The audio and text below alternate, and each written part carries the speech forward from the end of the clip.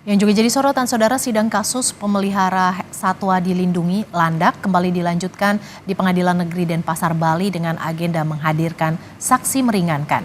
Meski sidang hari ini dijadwalkan dengan agenda mendengarkan saksi meringankan, namun pihak kuasa hukum terdakwa justru tidak menghadirkan seorang pun saksi. Alasannya, pihaknya merasa keterangan dari saksi sebelumnya sudah cukup jelas pada persidangan 5 September 2024 lalu.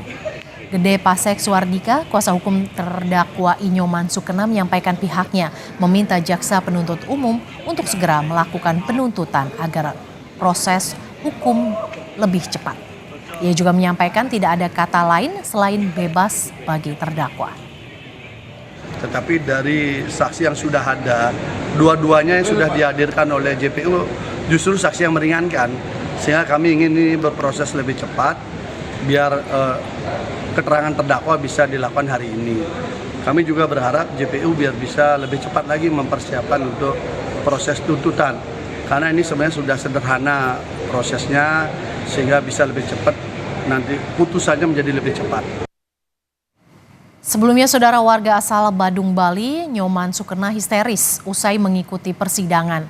Hakim menolak permohonan terdakwa untuk penangguhan hukuman jadi tahanan rumah. Terdakwa mengaku tidak tahu bahwa landak Jawa merupakan hewan yang dilindungi. Perkembangan informasi terkini akan kita sapa langsung jurnalis Kompas TV Ari Sianipar yang saat ini berada di Denpasar, Bali. Ari, apa alasan lebih jelas kuasa hukum tidak menghadirkan saksi yang meringankan dalam sidang? Ari. Baik, selamat siang Mercy dan juga saudara.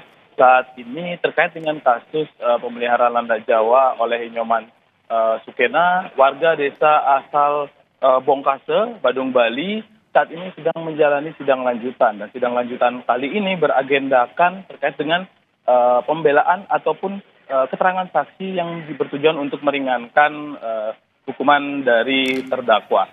Namun di balik dari agenda tersebut, pengacara ataupun kuasa hukum dari Inyoman Sukena yaitu Gede Pasek Suardika memilih untuk tidak menghadirkan satu saksi pun karena dirasa pada tanggal 5 September 2024 lalu sidang tersebut telah menghadirkan 2 saksi dan dirasa sudah cukup jelas memberikan keterangan dan keterangan-keterangan tersebut sudah bisa dan cukup dijadikan pertimbangan oleh hakim ataupun jaksa untuk memvonis ataupun mendakwa terdakwa pada kasus ini. Dan pada kasus ini pihak keluarga dan juga pihak kuasa hukum serta pendukung dari Inyoman Sukena yang hadir di Pengadilan Negeri Denpasar ini meminta bahwa Inyoman Sukena harus dibebaskan. Tidak ada kata lain selain kata bebas.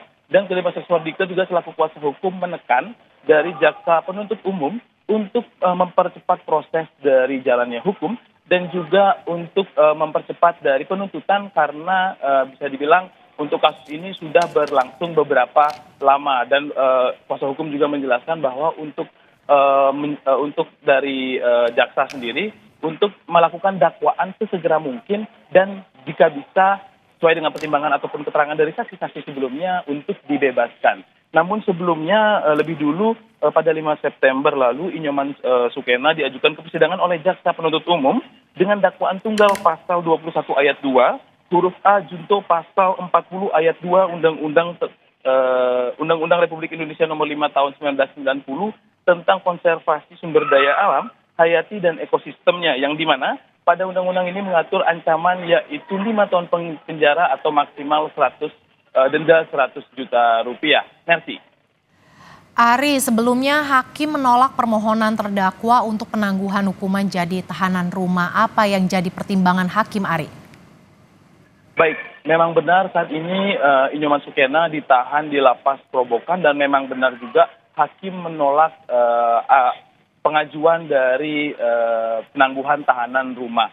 Hal tersebut disebabkan dikarenakan hakim yang masih ingin mencari tahu tentang keterangan dari saksi-saksi terkait dengan kasus ini, maka dari itu penangguhan ataupun pengajuan penangguhan tahanan tersebut ditolak oleh hakim. Merci. Pelihara landak Jawa Inyoman Sukena terancam hukuman 5 tahun penjara. Terima kasih jurnalis Kompas TV Ari Sianipar yang melaporkan langsung dari Denpasar, Bali.